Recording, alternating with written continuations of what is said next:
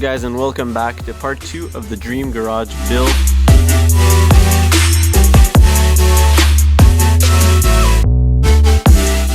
If you haven't seen part 1 of the garage gym build, go check that out. I'll link that down below. And if you're new here, please subscribe, like and comment, do all that good stuff. Today I kind of wanted to bring you through the second part of the build. I kind of feel that with this garage build, we kind of went a little bit in the other direction.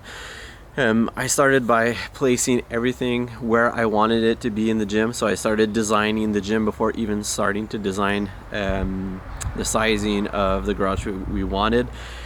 So everything that I kind of wanted into my perfect space gym, placed it a little bit how I wanted the flow to be.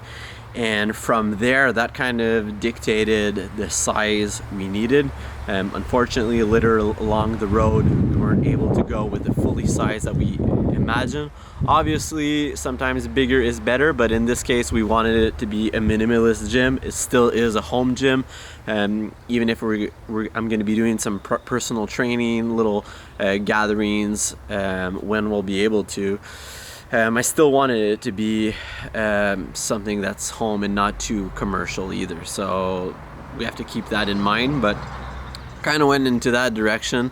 And on this second part of the build, we started by framing everything. So in the last video we showed a bit how the excavation went and how long of a process that was across the weekend. And this video today, like the footage that you'll see, is mostly the footage from the past 3 weeks. And the first step was to frame everything out, which was kind of complex because of the surface where we were on. It wasn't 100% equal, and so we fixed that up a little bit. And framing was pretty quick compared to all the excavation. It took us 2 hours to frame everything out. And then from there, so we framed with the 2x8s. So to make the concrete slab a little thicker and a little bit more solid, if ever we drop some things, it's about a 7-inch concrete slab at some places. So once we were ready to pour the concrete slab, we reinforced a little bit everything. When everything was done, we flattened out everything. We chose to go with the rough option, so not the completely slick and really good looking concrete, just because there's going to be carpets and turf on there.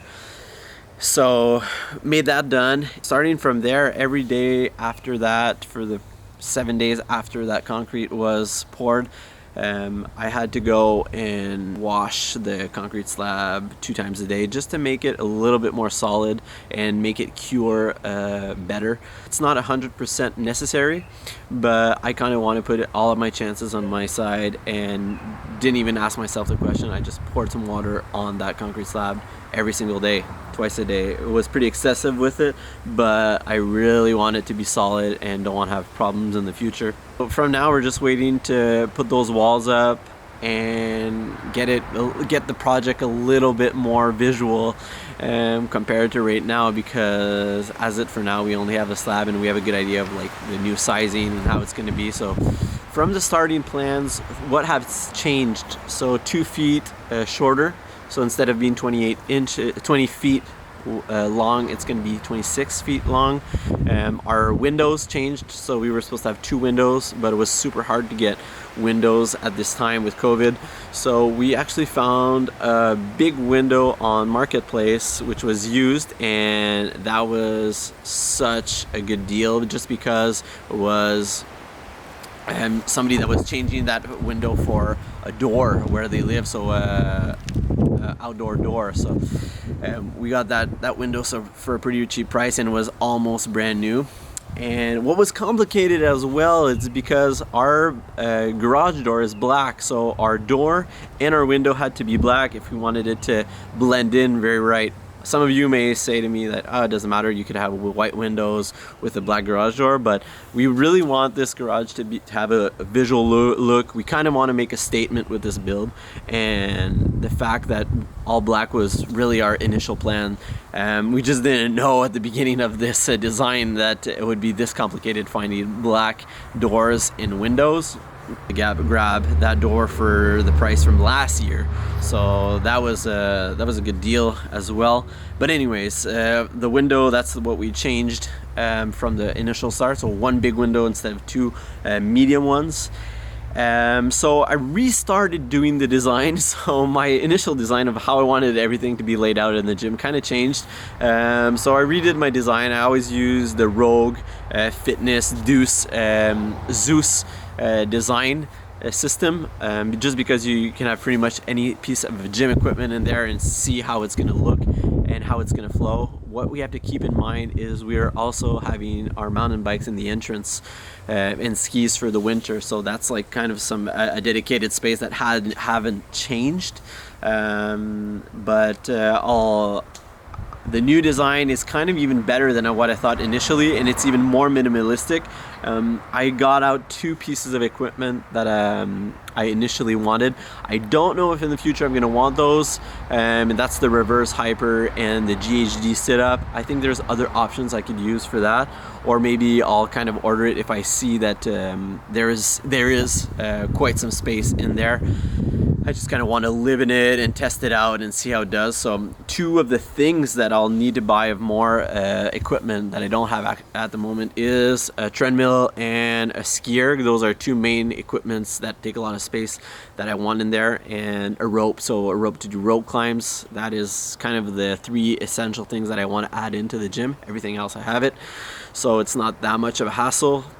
Also carpet, gym carpet and turf. Those are two items that I don't have yet as well, that we'll get along the way, not a rush. But yeah, so that's pretty much what it's going to be looking like. And at this time, we also been looking to add a second floor, like just a mezzanine style, where I could put my office. So we might change a little bit the sizing of one of the walls, just so we have a little bit more space for an office space, and maybe other items that we can store. Maybe even put a bed there for like if ever we have extra people that we can invite home, or friends that are allergic to cats and can't stay in our guest bedroom.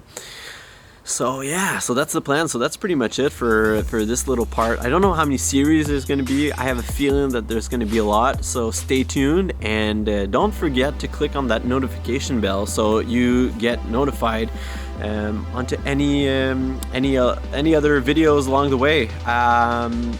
Garage series will be sporadic. I'll just put them whenever I have enough footage and explanatory to explain you guys like what's going on.